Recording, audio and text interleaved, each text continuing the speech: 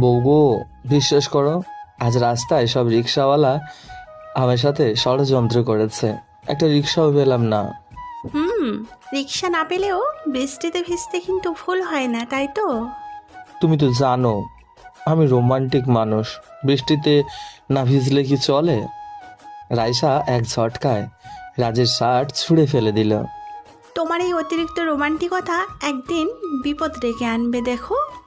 রাজ হাসলো, তারপর গম্ভীর গলায় বলল, আচ্ছা বলো তো, আমার জীবনের সবচেয়ে সুন্দর মুহূর্ত কোনটা? রাইসা ভুরু কুঁচকে তাকালো।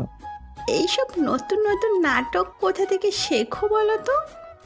রাজ মুচকি হাসলো। আরে উত্তর দাও তো।